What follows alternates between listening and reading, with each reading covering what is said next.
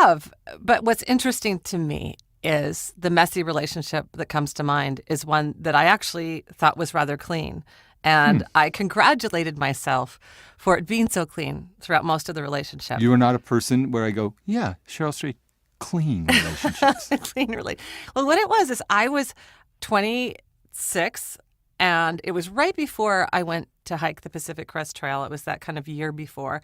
And I was working in a restaurant in Minneapolis. I was a waitress, and I ended up having sexual things, in other words, sex, with literally like 5 of the guys who worked at this restaurant. And strangely, that wasn't the messy part. So one of these guys was really a friend of mine. You know, we became friends over the course of our working relationship. And we didn't start off having sex with each other. He was actually the last guy of the line at that restaurant who I had sex with. And it was, you know, our main bond was one of friendship. And we were what I guess you call friends with benefits. That's what the kids call it these days. It was before we called it friends with benefits. And at the time, I thought, wow, this is a very tidy experience where it is just a physical experience. And I wouldn't say just a physical experience, an erotic experience that is not connected to other kinds of desires, or so I believed. Okay. So here we are. I have this friendship. We're occasionally having sex, and we decide to drive across the country together. From Minneapolis to Portland, where I now live and where we're recording this show. Yes. So we're driving from Minneapolis to Portland. We would drive all day and have these long conversations. And at night, we would camp in like national forest land and have sex. Very non-romantic sex. Have non-romantic sex. It is the dream. You're living the dream. Yeah. It was fun. Lewis and Clark, by the way, exact same story. Same story. Just imagine buckskin, but it's the same story. That's right. We actually followed, we were on their path, essentially. We were on the Lewis and Clark Trail. So, but throughout the day, what my friend would talk to me about is this woman who had broken up with him a few months before. So right before he and I, started our little friends with benefits thing, he'd had his heart crushed by this woman who had moved to Portland. Oh, boy. And he was still in love with her. And I didn't have any jealousy whatsoever when he told me about his feelings for her and the whole relationship drama that they were going through, which was mostly just his heart being broken and her not being interested in him. But we arrive in Portland, okay? We had slept together really only hours before. We arrive in Portland, and he immediately calls his ex-girlfriend. Yeah. And he says, hey, I'm here. Cheryl and I have arrived, and we're going to go grab dinner. Do you want to join us? Yeah. And so she says, sure, she does. Ooh. So the 3 of us have dinner. Yeah. And I'm like, oh, it's so great to meet you. I've heard so much about you. And we're having this dinner. And throughout the course of the dinner, the only way I can describe it is it was like suddenly I could barely speak because if I spoke, I was going to burst into tears. Oh, my God. I was humiliated. I was jealous. I was sad, and I was ashamed because I realized that it wasn't so clean and tidy, that it was messier than I thought, that I did care that a guy I had just slept with the night before was now having dinner with me and this woman he actually had feelings for. Right.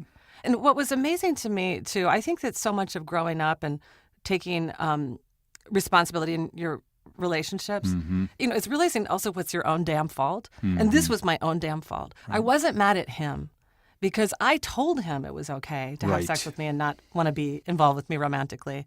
I told him that I didn't want him to be my boyfriend and I didn't want to be his girlfriend. Yeah. And what I did is I was wrong. I was wrong about my own feelings about a relationship.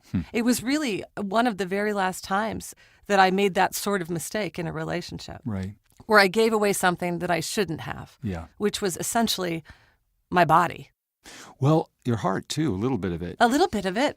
I think it's okay to have sex for just physical, erotic reasons. But what I decided at that time of my life is that I was done doing that, that I'd explored everything that I needed to explore in having those experiences, and I wasn't interested in doing that anymore. I wanted to stop playing that sort of game with my heart and my body. Yeah.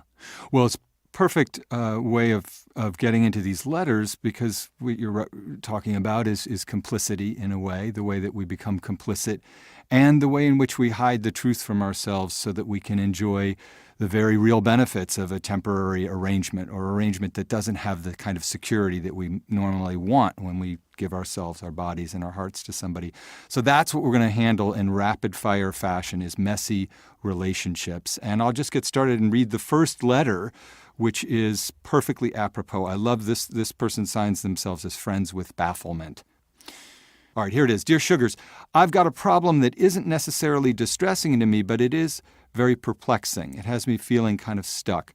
The quick background is that I'm in a friends with benefit sexual relationship with my ex and best friend.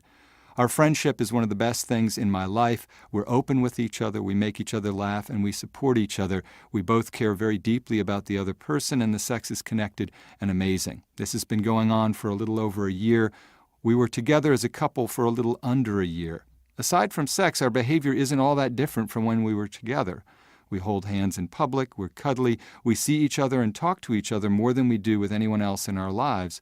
We try not to be very physically affectionate in public to avoid confusing friends and family, though, and we definitely don't call each other boyfriend and girlfriend.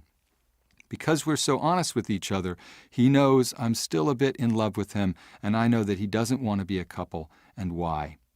While this sounds like it could be a stressful or unfair situation because of the feelings being uneven, I am genuinely happy with what we have. I'm sure eventually the arrangement will end, and I do know I'll be sad and will miss the physical parts of our friendship when it does. So what's the problem?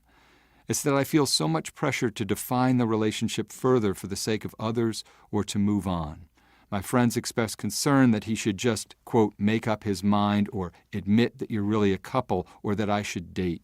I've attempted to date too, but I find myself comparing my dates to the established and happy intimacy I already have, and I don't feel that would be fair to another person. I don't know what my next steps should be.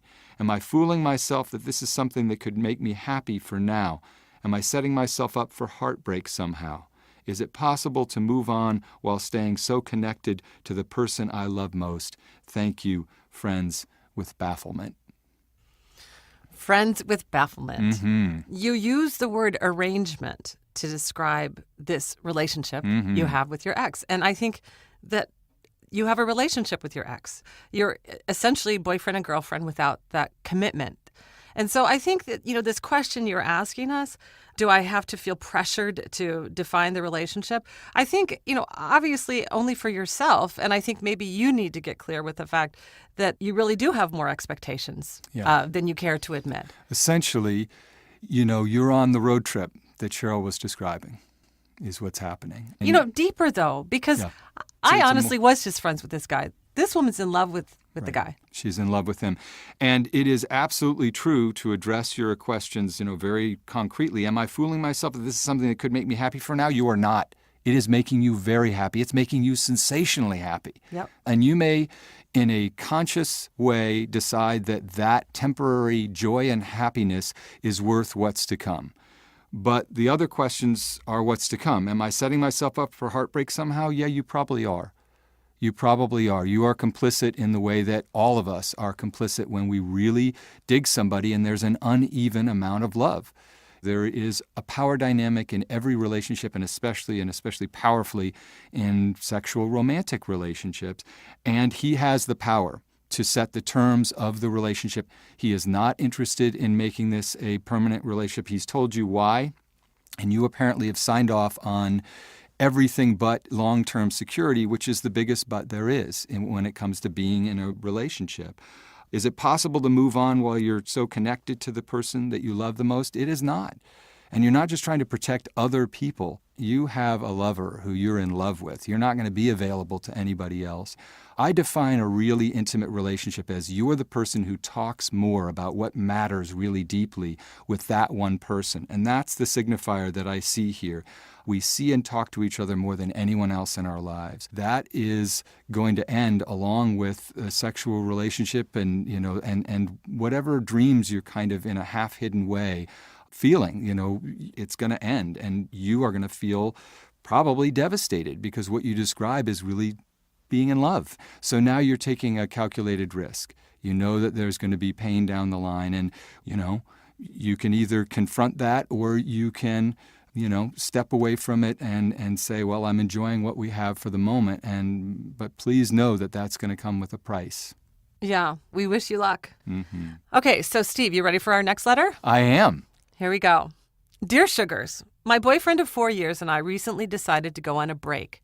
We're both 32, and while we have a wonderful relationship, we live together and own a dog, we're both not feeling sure that we want to spend the rest of our lives together. This hesitancy led us to the idea of taking a break and ultimately dating each other as well as other people. Yes, I agreed to this. But a few days later, my ex-boyfriend made plans to meet an old college girlfriend I'd never heard of at a weekend music festival. He went to the festival and spent last weekend in her home state. He claims nothing has happened and they're just dating long distance. I feel totally betrayed and fooled. He says he thinks we have a chance to work out and he has feelings for me. I explained that I wanted to be someone's first choice, and even though I agreed to our current situation, I'm not okay with dating him if he's dating other people. And I find it especially insensitive that he would be dating so quickly. His reaction was that if I feel this way, that's fair, but it will really be over, and we would both need to move on. I'm afraid to end it completely because I don't want to lose him, and I worry about having regrets, i.e., the one that got away. I want him to fight for me, but I feel that since he already has someone else in the wings, we're not on the same page emotionally. Is this a classic case of wanting to have his cake and eat it too? I'm afraid jealousy is clouding my judgment and my self-worth, and making me forget my reasons for the break in the first place. Do we end it all now and go our separate ways, or do I try and spend time with him, knowing there's another girl he's investing in? Signed, Stuck in a Gray Area. Mm-hmm. So when I was thinking about this letter, I was thinking about congressional politics, as I do so frequently when I think about these letters. There's this term that has become really a sort of a major part of the political art in Washington. It's called poison pill.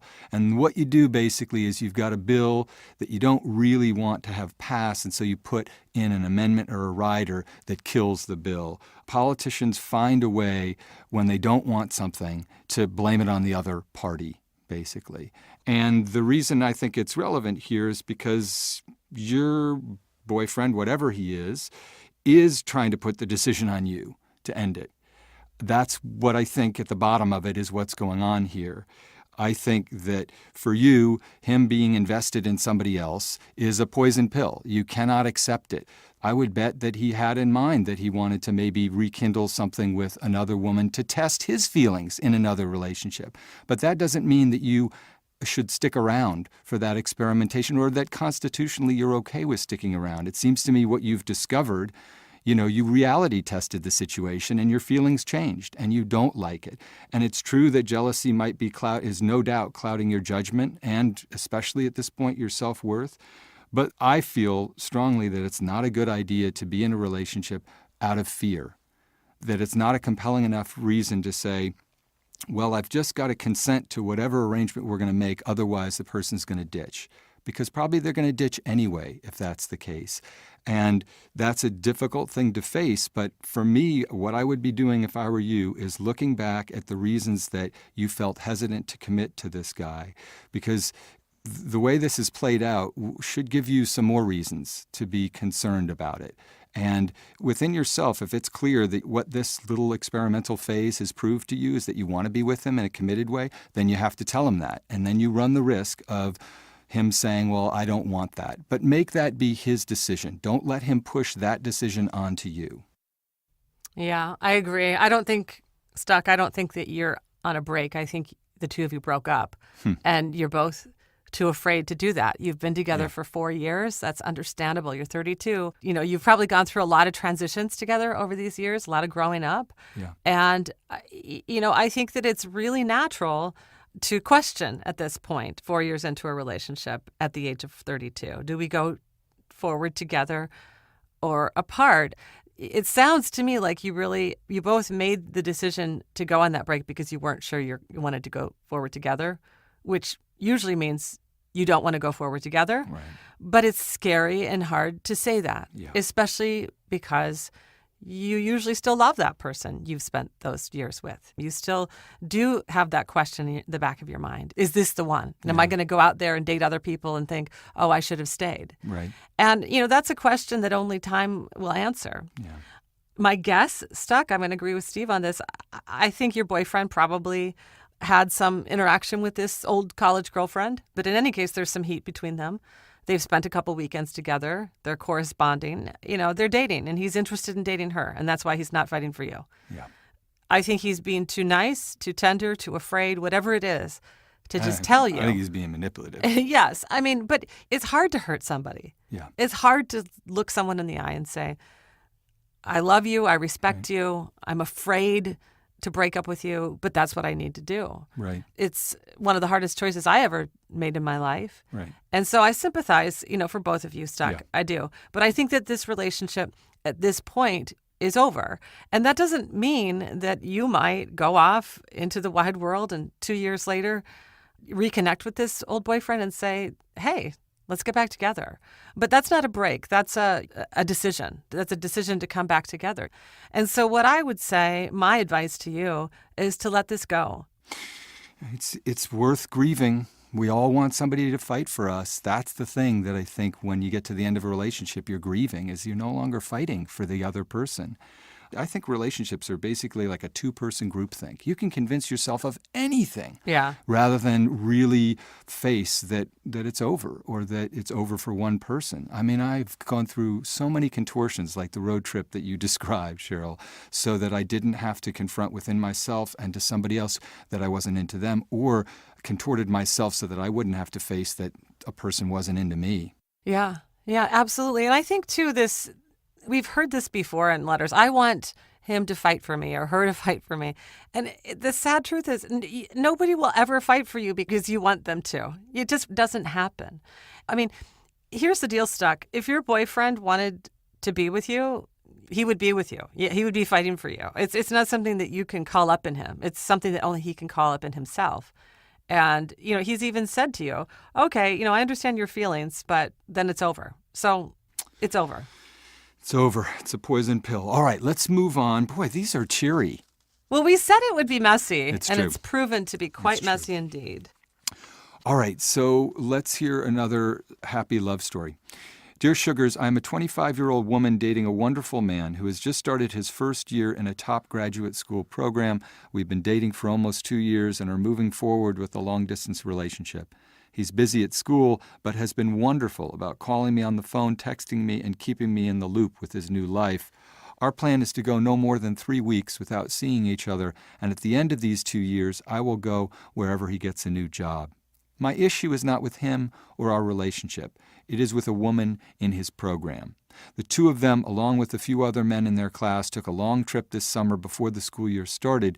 They became very close very quickly, and I worry she's starting to develop romantic feelings towards him. I went to visit a few weeks ago, and I thought she was friendly enough, although some of her comments did make me uncomfortable. At the end of one night out, he told me that he was confused with the way she was treating me, that she was not being very friendly and behaving oddly towards me. Of course, this upset me, but he reassured me that he would talk to her and that if she couldn't be nice to me, they could not be friends, period. This was last week, and I'm back home now. I haven't brought it up again because I don't want to make a big deal out of it or make him think I don't trust him. I trust him 100%, but this situation is still bothering me, and I don't want any paranoia or jealousy to damage our relationship. He's extremely busy, and I don't want to add more stress on top of it all. Do I ask him about it, or do I just drop it and trust that he's handling it appropriately? Sincerely, paranoid girlfriend. Paranoid girlfriend. I think you're being paranoid about the wrong thing. You don't need to worry about talking to your boyfriend about your feelings. I think that it's perfectly reasonable. You had this conversation about this friend who you both feel weird about. It's not just your paranoia. He also brought it up with you and said that he thought that she was treating you oddly and not being friendly. So if you want to follow up on that conversation that began when you were visiting him, by all means do. And in some ways, by not bringing it up gives it so much more power. Yeah. It feeds that sense of paranoia. The way to not make a big deal about it is just to talk about it. the way to make a big deal about it is to do just what you're doing. That's right. Writing to us and asking us what we think and, sort of calculating every move. Yep. So, of course, talk to him. That is the way to diffuse the emotion and paranoia around this problem. Yeah, I agree completely, and I'll sort of see you one more, which is the terms of this relationship are somewhat skewed. There's a line in here, Cheryl, that you should think about, paranoid girlfriend. He's extremely busy, and I don't want to add more stress on top of it all. You don't take on stress by suppressing what you're really feeling and struggling with. In the relationship, you're already sacrificing for him a good deal. Yeah. He's going off to this top graduate school program, and what's going to happen at the end of those 2 years? Quote, I will go wherever he gets a new job. Right. Sometimes that can be symptomatic of a kind of acquiescence or passivity, and I counsel the opposite here. You need to definitely let him know how you feel, not in an accusatory way. You got to tell him, hey, I'm worried about this, especially when it's a long-distance relationship. That's where the communication has to be even better and even stronger, because that's essentially the bond that you have. Yeah. And paranoid, I want to congratulate you as well on being concerned about the right things. You know, it does sound to me like this woman has a crush on your boyfriend. And so it's perfectly reasonable for the two of you to discuss this. Now, that's different than being paranoid and jealous of every female your boyfriend encounters or becomes friends with in this program. And I think that there is that fine balance. You want to be open, you want to share feelings, you want to be on the same side, and you also want to be reasonable. Right. And there's only one other thing that I would think about, paranoid girlfriend, which is in this letter where you say that at the end of one night out, he told you, your boyfriend told you that he was confused with the way this woman in his program was treating you and that she wasn't being very friendly and behaving oddly towards you. And what happened essentially is a little thing that you were sort of picking up on a little bit, he said to you is really a big thing, and that made you worry even more.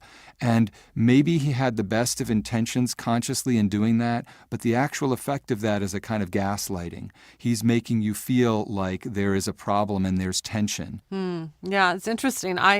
Upon reflection, I do think it's sort of an odd thing to say to your girlfriend, but I also think it can be interpreted another way, which is in some ways it could also be seen that he was being honest with her. He was observing this woman who he has interacted with without his girlfriend, and then now his girlfriend's on the scene and she's being different. And so in some ways, I guess you could also argue, I'm going to argue, if I put the boyfriend in the best light here, that he was really trying to ally himself with his girlfriend and reassure her by, in some ways, saying, okay, it's not all in your head. Maybe it is true that this woman has a crush. But that, to me, Cheryl, is what's kind of a little fishy here, is that he kind of put it in her head. She was a little uncomfortable, and with this news, he both makes her feel more uncomfortable and then says, I'm going to take care of that. And she's going, take care of what?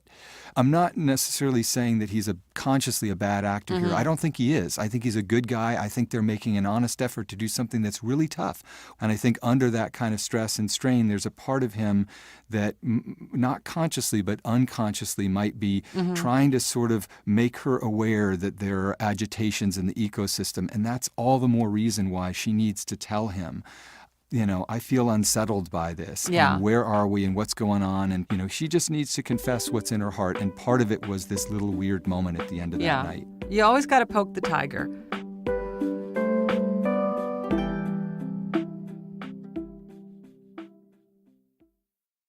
Last Seen, a new podcast from WBUR and the Boston Globe, investigates the largest unsolved art heist in history. So about the time that he begins putting the duct tape on, he says, this is a robbery. The theft of $500 million worth of art from the Isabella Stewart Gardner Museum in Boston. When the FBI says, we solved it, we know who did it, it's like, no, you don't, because you don't have the paintings. Subscribe and listen to Last Seen now on Apple Podcasts or wherever you get your podcasts. Sponsored by Samuel Adams and ADT Smart Home. I'm Michelle Goldberg. I'm Ross Douthat. And I'm David Leonhardt. We're the hosts of The Argument, a new podcast from the New York Times opinion section. These days, it's more important than ever to listen to people who disagree with you. Maybe they'll teach you something new. Or maybe they'll just teach you how to beat them. So listen to The Argument from the New York Times. Subscribe on Apple Podcasts or wherever you like to listen.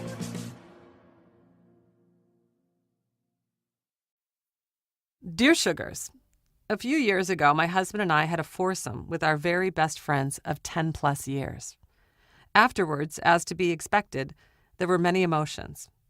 The one that was not expected, however, was that my friend basically confessed through a letter that she had been in love with my husband for a number of years prior. We all four talked at length about the situation, and on the surface, we worked everything out and moved on with our daily lives. Deep down, I've struggled with extreme jealousy over this woman ever since. It drove me crazy when she suddenly became very good friends with one of my other best friends, and she even formed a deep and intimate relationship with one of my husband's best friends. I was very bitter toward her for over a year, and we hardly spoke to each other until I couldn't handle the daily thoughts of jealousy and hurt. I initiated a conversation, and we made up, and things finally felt normal again. But recently, it's flared up again because she's leaving her husband. She's been very untruthful throughout, which really upset me, and she knows it. The thing that hurts me most is she makes no attempt to call or text me or mend our friendship, but she still contacts my husband, and they still have a friendship. I've told my husband how I feel, and he says he has no feelings for her, but why does he continue to have contact with her when he knows it upsets me? Is it right for me to not want him to talk to her? Am I crazy for thinking that this woman has intentions to take over my friendships and marriage? I feel like I've mended our friendship once already, and I don't have the strength to do it again. Actually, I don't want to be her friend anymore, but we have so many mutual friends now, thanks to her, it makes it extremely awkward in social settings. I can honestly tell you that I'm the most drama-free person, and this relationship with this woman is making me feel like a crazy person. Sincerely, Over the Drama. Over the Drama, it sounds a little bit more aspirational to me than real. This situation you're in is a bad one, and it is very clear that this woman brings a certain kind of tumult into your life.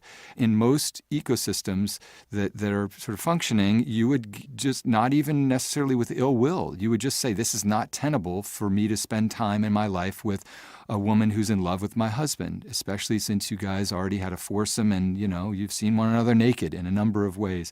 It is maybe a noble thing that you were able to mend the relationship with her, but now she's in a state of disequilibrium again. She has probably sensibly for her split up with her husband. And probably because she is on her own and feeling unmoored, she's in touch with your husband, who she finds to be a source of comfort. And your husband, out of reasons having to do with maybe pity and vanity and feeling like the hero, and maybe he's turned on by her and remembers that thing that they had. Whatever the combination of reasons are, she's still in his life and he's consenting to that. And that's actually not okay. And you just need to say to your husband, that's not okay. If Erin came to me and said, that woman who's now divorced and we all had sex, remember, a while ago, and then she announced she was in love with you and now you're talking to her again, well, she's going to be at the party. Erin would say, well, we're not going to the party. And I don't even know why she has your current email. That's okay. There are boundaries, and you need some boundaries. Again, not out of ill will, but just to preserve the thing that you have with your husband. Yes, indeed. Boundaries. Boundaries. The beautiful thing about friendships is that friendships are sort of a unique relationship, and that they are among a group of relationships that you can kind of end without having like a big breakup. Obviously sometimes there are some, cases where you need to sit down a friend and say, it's over. I never want to see you again. I want you out of my life.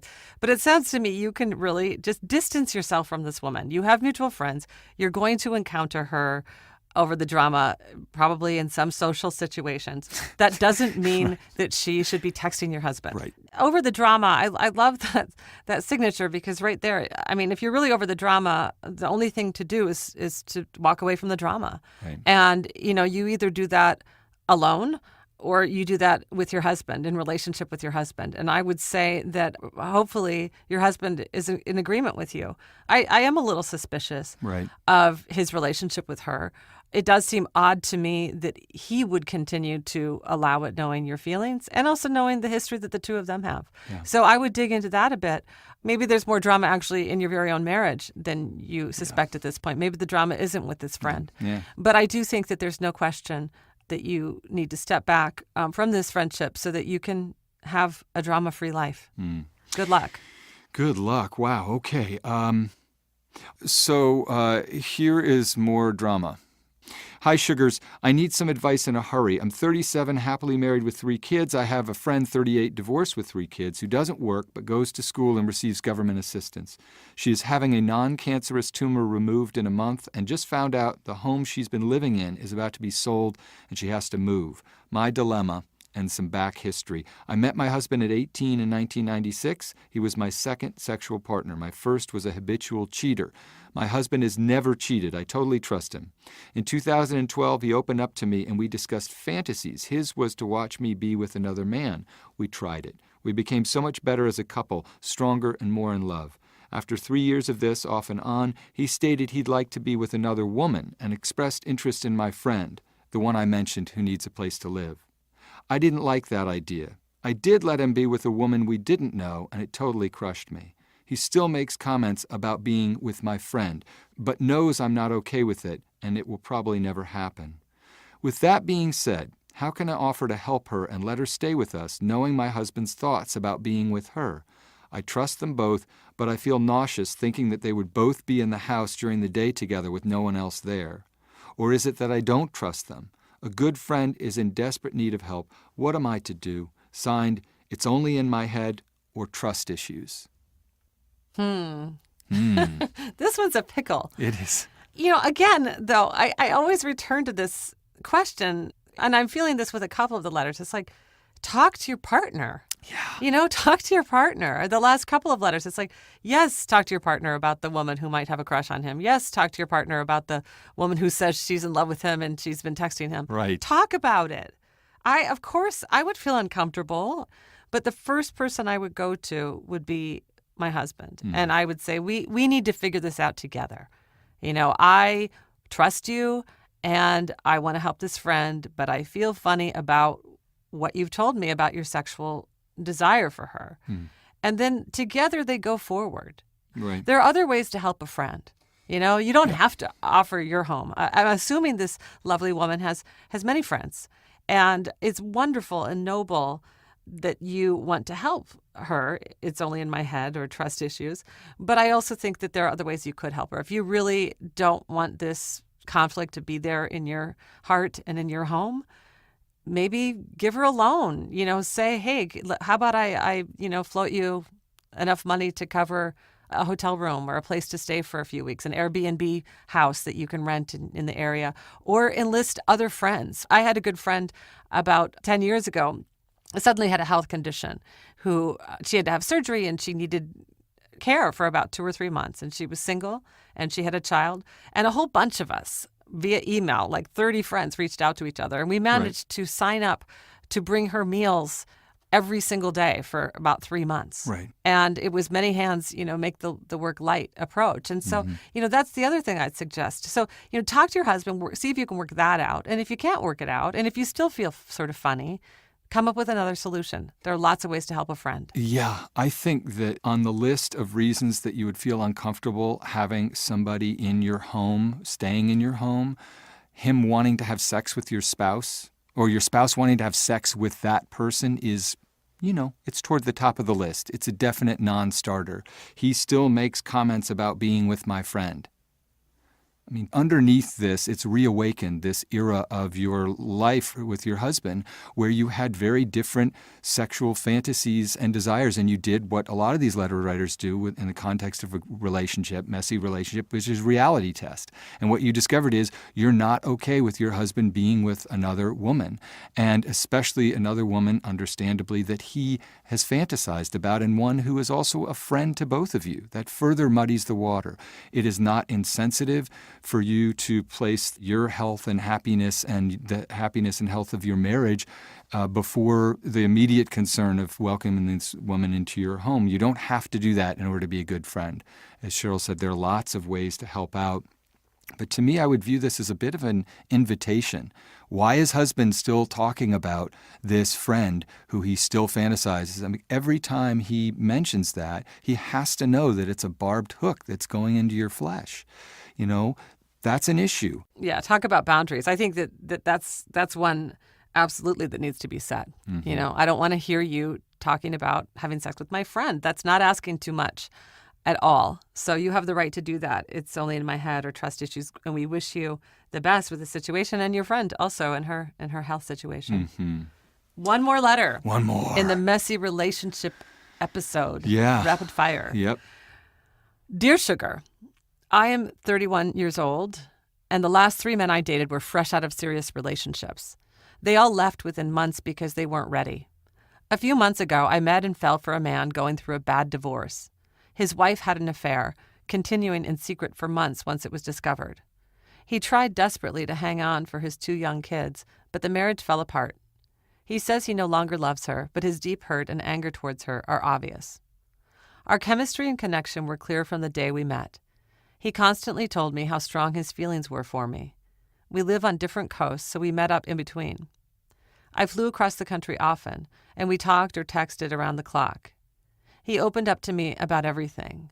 While it wasn't my favorite subject, I liked that he felt he could talk to me about his divorce, and that I helped him through it. Last week, I told him it was clear he wasn't ready for a relationship, and he agreed. His heart is still closed, and he doesn't want to put me through what he went through, being patient, hoping someone's heart will change. He said he'll know when he's ready, and asked if I wanted him to call me when he is. I said yes. I know he needs to do this on his own, and I need to move on, but it's difficult to do that knowing that if we met a year from now, or had met before his marriage, this could have been it for us. I was falling in love with him, and we had arguably the best relationship either of us has ever had. Do I have to completely disconnect and move on for now? He suffers from seasonal depression, and I worry about how he'll be this winter. I don't want to abandon him as a friend, and I want him to think of me when he's ready. More than anything, we are friends, and it's difficult to disconnect from someone I care so deeply about when they're struggling. Can I call him to check in, or will that only hurt me? Should I give up all hope for a future with him one day? Would I always be second to a woman who cheated on him? Will he ever move on and be able to trust and love again? Sincerely, Hurt by the Hurting. Last week I told him it was clear he wasn't ready for a relationship, and he agreed. That is a great thing that you did. That is a tough thing that you did, but it was absolutely the right thing to do. And, I need to move on, but it's difficult to do. Yes, it is. That's how you know that it's the right thing to do. I have a strong feeling, Hurt by the Hurting, that you are not ready to be just a friend and a support to him. Over and over in these letters, we really are hearing how it's generally women in the letters that we've read, they consent to an arrangement that is exasperating, humiliating, degrading, provokes paranoia and doubt and jealousy and envy, and disempowers them. And it's hard not to, because we're all junkies for intimacy, and when we find somebody who offers a lot of those things, it's very tough to turn away from. But it's very clear that if you do call in and try to maintain a friendship with this person, it's going to hurt you. And it's also pretty clear that your motive is that you want him to think of you when you're still holding a torch for him.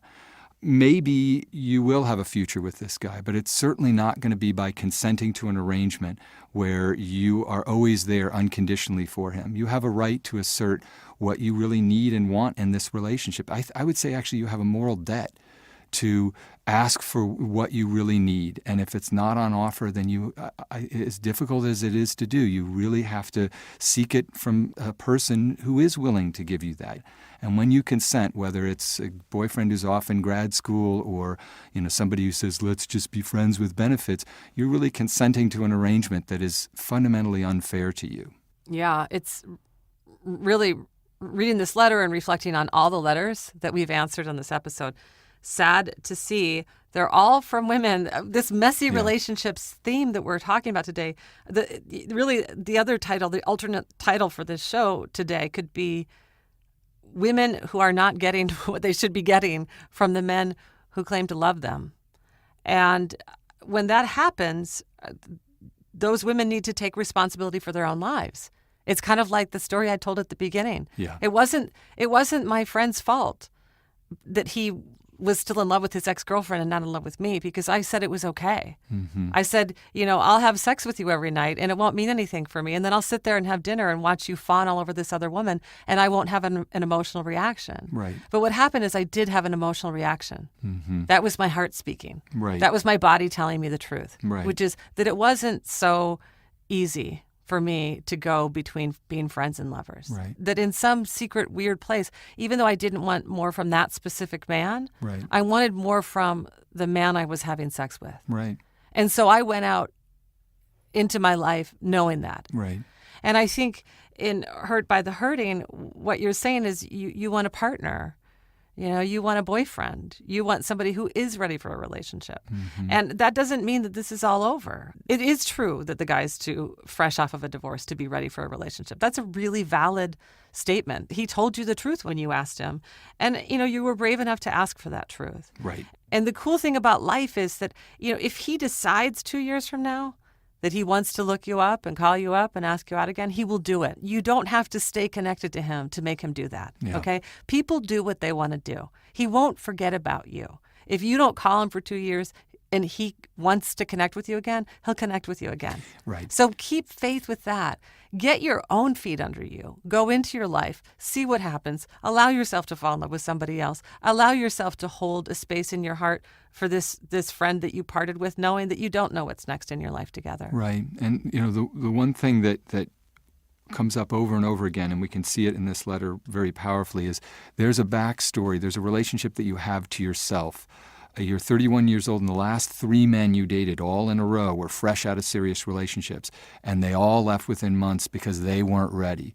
Okay, so there's some pattern that it clearly is compelling you to get involved with men. Maybe they're more emotionally vulnerable, available, maybe for whatever reason. This is now 4 in a row. So that at this point you have to say, well, there's something about their vulnerability, whatever it is, that makes them attractive to me. This is progress. I know it doesn't feel like that, but at least in this case, they didn't leave you because they weren't available. You identified that this person really isn't ready to be with me, and I'm not okay with that. I'm not okay with being the backup, with being the crying rag. I want a full-fledged relationship with this other person, and I want the totality of their heart, not just sort of the damaged parts that I can help heal.